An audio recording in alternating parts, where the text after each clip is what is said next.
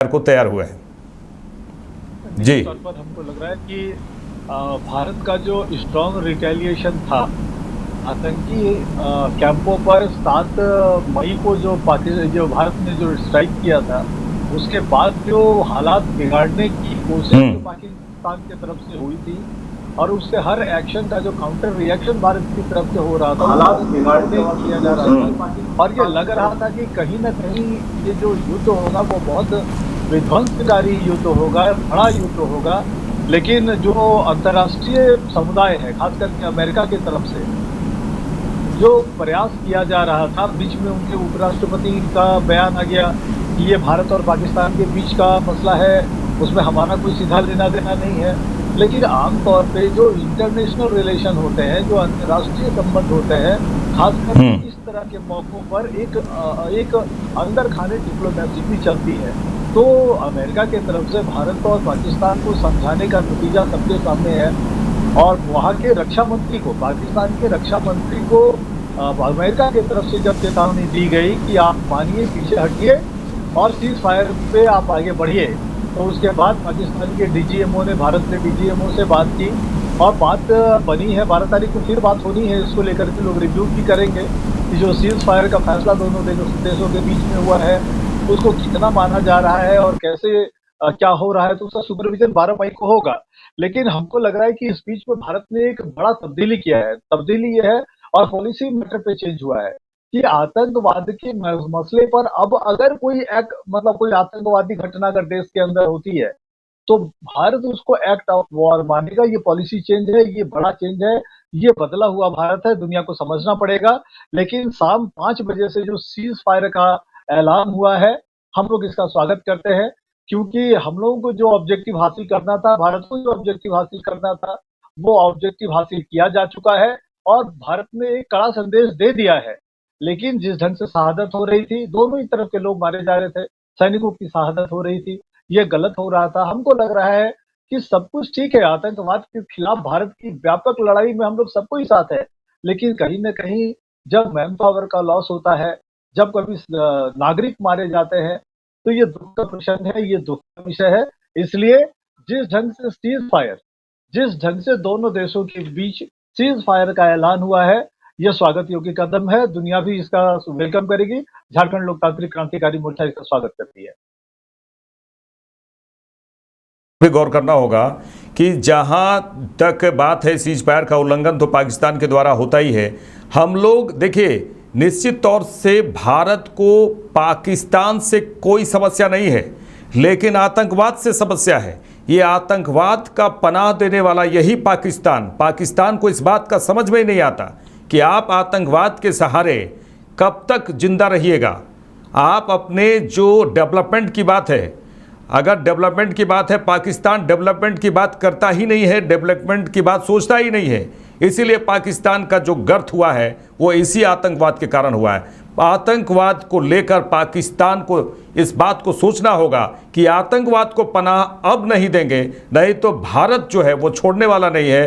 वो पूरी तरह से इस बार तो प्रधानमंत्री नरेंद्र मोदी ने ठान लिया है कि आतंकवाद की जरा सा भी कुछ दिखेंगे पर उड़ते हुए तो समझिए कि क्या होगा पाकिस्तान का। जी, निश्चित तौर पर हमको लग रहा है कि अब कम से कम पाकिस्तान को समझ जाना चाहिए कि बदला हुआ भारत, नया भारत आतंकवाद को बर्दाश्त करने की हालत में नहीं है, बर्दाश्त नहीं करेगा। और जिस ढंग से मजबूत रिटेलिएशन इस बार भारत ने दिया पाकिस्तान को, हमको लग रहा है कि वो अब समझ में आ जाना चाहिए। और ये अच्छा है कि भारत के पड़ोस में एक अमन पसंद मुल्क हो। अफसोस इस बात का है कि पाकिस्तान की नीति हमेशा भारत को परेशान करने की रही, छद्म युद्ध को जारी रखने की रही, जिसके लिए हमको लग रहा है कि पाकिस्तान के अब तक के जितने हुक्मरान हैं वो सबके सब दोषी हैं। वहाँ का जो मिलिट्री लीडरशिप है, वहाँ का जो पॉलिटिकल लीडरशिप है, वो सबके सब दोषी हैं। हमको लग रहा है कि भारत के खिलाफ पॉलिसी बनाकर, भारत के विरोध की नीति पर चलकर पाकिस्तान बर्बाद हुआ है, इस बात को समझना पड़ेगा। नहीं तो जितना संसाधन, जितना समय और जितना एफर्ट उन लोगों ने भारत के खिलाफ आतंकवाद को बढ़ावा देने के लिए लगाया, अगर उतना संसाधन उन्होंने अपने शिक्षा पर, स्वास्थ्य पे और इंफ्रास्ट्रक्चर पे अगर खर्च किया होता तो पाकिस्तान की तस्वीर कुछ और होती। वहाँ का जो पढ़ा लिखा आवाम है, वहाँ के जो इंटेलेक्चुअल लोग हैं, वो भली भांति समझते हैं कि चंद जाहिलों के मंसूबों पर, चंद जाहिलों के सपनों पर पाकिस्तान के भविष्य को कुर्बान नहीं किया जा सकता। तो ये बात वहाँ के रहनुमाओं को भी समझनी पड़ेगी, वहाँ के जी विजय जी, एक बड़ी खबर आ रही है। विजय जी, एक बड़ी खबर आपको बता दें कि बड़ी खबर आ रही है, या दर्शकों को भी ये बताना जरूरी है कि एस जयशंकर भारत और पाक सीज फायर के लिए सहमति की बात बताए हैं आपको विदेश मंत्री एस जयशंकर, और थोड़ी ही देर में प्रधानमंत्री से अजीत डोभाल, एनएसए के अजीत डोभाल मुलाकात करेंगे और सीज फायर के बारे में ये बताएंगे। देखिए, बड़ी खबर यहाँ ये भी बतानी ज़रूरी है कि भारत और पाकिस्तान के बीच जो तनातनी था, जो ऑपरेशन सिंदूर था, उसमें पूरी तरह से उसे अभी खत्म हुआ है और सीज फायर के लिए दोनों देश तैयार हुए हैं। और 12 मई को फिर बात करेंगे दोनों देश के डीजीएमओ, 12 मई को एक बार फिर बात करेंगे। और यही पाकिस्तान के डीजीएमओ ने बात की, उसके बाद ये सीज फायर को लेकर दोनों देश तैयार हुए। इसमें अमेरिका के राष्ट्रपति डोनाल्ड ट्रंप का भी जो है इंटरेस्ट रहा कि ये सब जो है बंद होना चाहिए, युद्ध बंद होना चाहिए, कुछ बातचीत होनी चाहिए। और ये बड़ी खबर दर्शकों को बताना ज़रूरी है कि प्रधानमंत्री नरेंद्र मोदी से एनएसए के अजीत डोभाल मुलाकात करने वाले हैं और बातचीत होगी उसी सीज फायर की। और इस बीच ये भी खबर आ रही है कि एस जयशंकर, विदेश मंत्री एस जयशंकर भारत और पाक सीज फायर के लिए सहमत हो गए हैं। इसको लेकर उन्होंने कहा है, विदेश मंत्री एस जयशंकर ने इस बात को लेकर बताया है कि भारत और पाक सीज फायर के लिए सहमत हो गए हैं। और एनएसए के अजीत डोभाल प्रधानमंत्री नरेंद्र मोदी से मुलाकात करेंगे और इस बात को, सीज फायर को लेकर बातचीत होगी। देखिए, दिल्ली पहुंच गए हैं अजीत डोभाल। जिस तरह से विजय जी, ये बड़ी बात है। इसमें अमेरिका के राष्ट्रपति डोनाल्ड ट्रंप ने ये बात शुरू में कहा था, हालांकि हल्के में इस बात को लेते हुए वो कह रहे थे कि ठीक है, उन लोगों की सदियों की लड़ाई है और आपस में ये सुलझा लिया जाएगा। लेकिन यहाँ पर अमेरिका के राष्ट्रपति जिस तरह से आतंकवाद की बात करते हैं, वो आतंकवाद की बात पूरे खुलकर कहनी चाहिए कि पाकिस्तान ने ये जुर्रत की, इसी को लेकर भारत जो है कार्रवाई कर रहा है। लेकिन ये कहना कि ठीक है, उन लोगों का सदियों का युद्ध है, उन लोगों का सदियों का जो झगड़ा है, ये सब है, ये आपस में सुलझा लिया। कहीं ना कहीं ऐसा नहीं लगता कि भारत और पाकिस्तान के बीच में जो आतंकवाद है, ये आतंकवाद की बात खुलकर कई देश करते नहीं हैं, जिसके कारण ये आतंकवाद फलता फूलता है। जी, निश्चित तौर पर हमको लग रहा है कि बहुत सारे देश हैं जो इस पर खुलकर बात नहीं करते हैं, खास करके जो इस्लामिक कंट्री हैं वो इस पर बात नहीं करते हैं। लेकिन हमको लग रहा है कि इस पर बात होनी चाहिए और अब ये बात सतह पे आ भी रही है। जब पाकिस्तान प्रायोजित आतंकवाद से दुनिया झुलस रही है, तो हमको लग रहा है कि देखिए, अमेरिका ने जो इसमें इंटरवीन किया, इसके पीछे दो बड़े मकसद हैं। पहला मकसद तो ये था कि भारत के 7 मई के आक्रमण के बाद भारत ने जो टारगेट हिट जो किया था, उसमें भारत को ऑब्जेक्टिव हासिल हो गया था। उसके बाद जो पाकिस्तान ने रिस्पॉन्ड किया, उसके बाद हालात बिगड़े हैं। तो दूसरी बात यह है कि अमेरिका चाह रहा था कि भारत को जो ऑब्जेक्टिव मिलना था वो मिल चुका है, लेकिन लड़ाई ज़्यादा लंबा नहीं खींचना चाहिए और हम लोग भी स्वागत करते हैं इस बात का। और आपने जो मूल सवाल ये पूछा है कि इस बात को लेकर के बहुत सारे देश चुप रहते हैं, या आप सही कह रहे हैं, लोगों को चुप नहीं रहना चाहिए, देशों को चुप नहीं रहना चाहिए, लोगों को सही और गलत को गलत कहना चाहिए। और आतंकवाद को कोई भी व्यक्ति सही नहीं समझेगा, आतंकवाद को कोई भी सभ्य समाज एक्सेप्ट नहीं करेगा, उसको ग्लैमराइज नहीं करेगा, उसको महिमा मंडित नहीं करेगा। लेकिन धर्म के नाम पर दुनिया में परोसा जा रहा ये टेररिज्म बहुत मानवता के खिलाफ है। ये हमको लग रहा है कि ये बहुत मतलब अफसोसनाक है। और यूएन जब से कमज़ोर हुआ है, मैं ये बार बार कह रहा हूँ कि जब से यूनाइटेड नेशंस की कमजोरी आई है, दुनिया के किसी भी कोने में कुछ भी होता है, संयुक्त राष्ट्र की भूमिका बहुत सीमित हो गई है। तो ये समय की मांग है कि एक बार फिर से संयुक्त राष्ट्र को मजबूत किया जाए, संयुक्त राष्ट्र अपनी भूमिका को समझे और जो बाइलेटरल रिलेशन बिगड़ रहे हैं आतंकवाद के खिलाफ, उसमें संयुक्त राष्ट्र को इंटरवीन करना चाहिए। अंतर्राष्ट्रीय स्तर पर विश्व की बड़ी संस्था है संयुक्त राष्ट्र, उसको निर्णायक कदम उठाना चाहिए। लेकिन आपसे थोड़ी देर पहले जो आप कह रहे हैं कि ये एनएसए अजीत डोभाल की और अब जो विदेश मंत्री हैं एस जयशंकर जी, ये दोनों पहुंचेंगे प्रधानमंत्री से बात करने के लिए, स्वागत होना चाहिए। भारत पहले दिन से कह रहा था कि पाकिस्तान की तरफ से अगर कोई एक्ट नहीं होता है तो हम रिएक्ट भी नहीं करेंगे। ये अच्छा है कि अमेरिका के मध्यस्थता के बाद पाकिस्तान के डीजीएमओ ने भारत के डीजीएमओ से बात की है और ये बात सीज फायर तक पहुंची है, युद्ध विराम तक पहुंची है।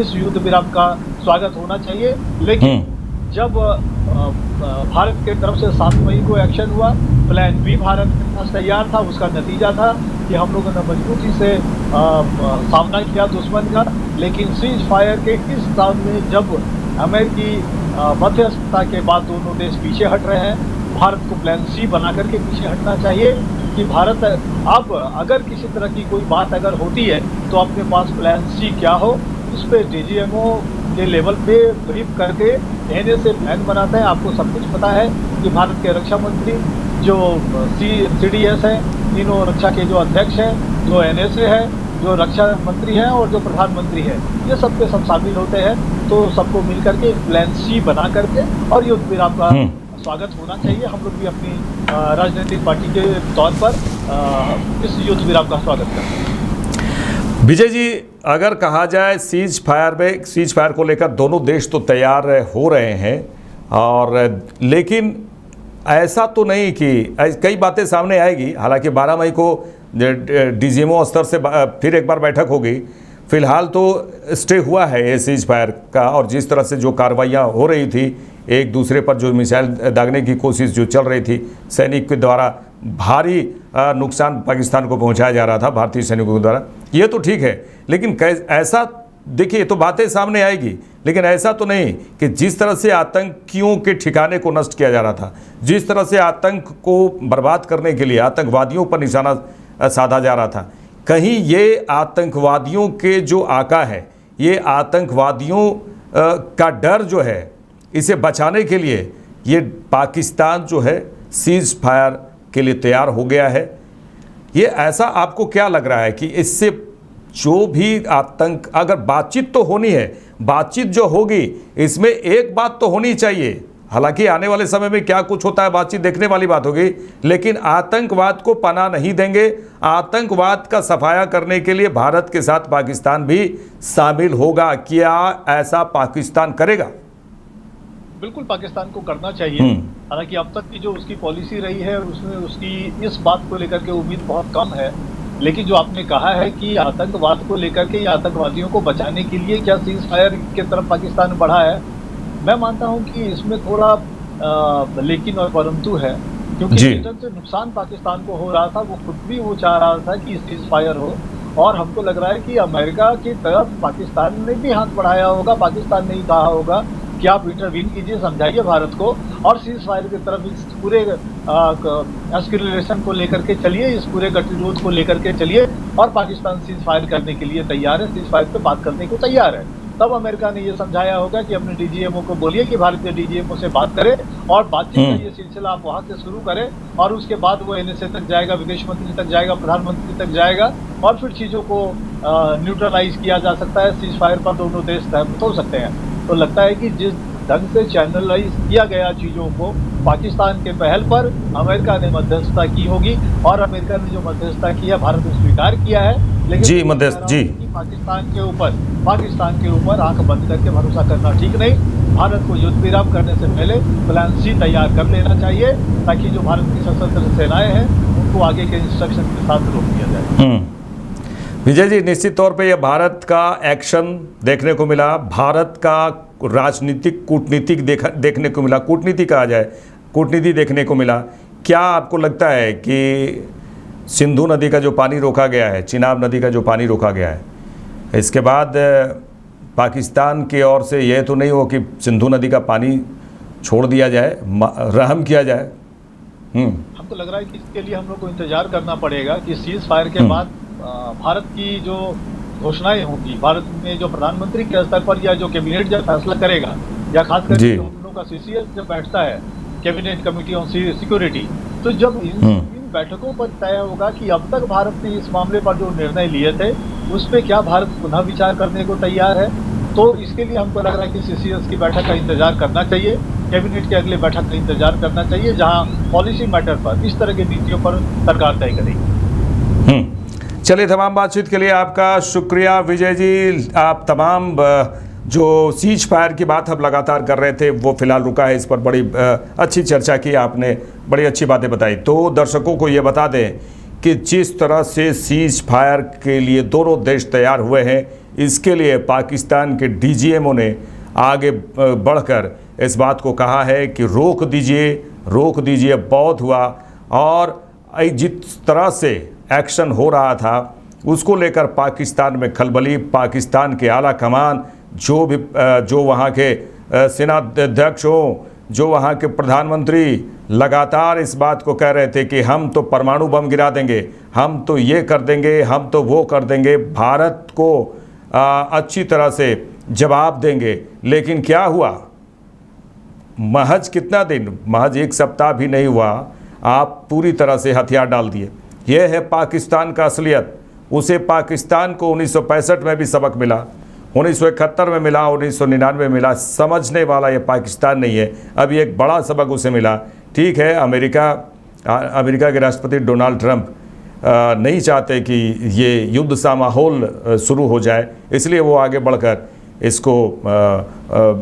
बढ़कर इसे समझाने की कोशिश की है पाकिस्तान को कि आप जो हैं आप रुक जाइए, ऐसा न कीजिए। और जिस तरह से हो रहा था, पाकिस्तान की बर्बादी हो रहा था, उसमें उन्होंने कहा कि आप ही का महा नुकसान है, पूरी तरह से है। आप बेमतलब का जो भारत से आप बैर ले रहे हैं, इसी को लेकर मध्यस्थता की बात की जाए तो भारत और पाकिस्तान के बीच मध्यस्थता करने के लिए अमेरिका के राष्ट्रपति डोनाल्ड ट्रंप को आना पड़ा। और ये पूरी तरह से देखा जाए आगे क्या कुछ होता है। और बैठकों का दौर लगातार जारी है। एनएसए अजित डोभाल प्रधानमंत्री नरेंद्र मोदी से मुलाकात करने के लिए पहुंच गए हैं और तमाम बातचीत होगी। और किस तरह से क्या कुछ आगे भारत कदम बढ़ाता है, ये देखने वाली बात होगी। और 12 मई को भी डीजीएमओ स्तर से, पाकिस्तान और भारत के डीजीएमओ स्तर से बैठक की जानी है। लेकिन कुल मिलाकर यह कहा जाए, पाकिस्तान अगर किसी भी प्रकार से आतंक भारत में करता है, आतंकवादियों को भेजता है, तो पाकिस्तान को इसी तरह से सबक सिखाना है। और जब आतंकवादियों का सहारा लेने की कोशिश करेगा पाकिस्तान, उसे मुंह की खानी पड़ेगी। देखते रहिए लाइव इंडिया। नमस्कार।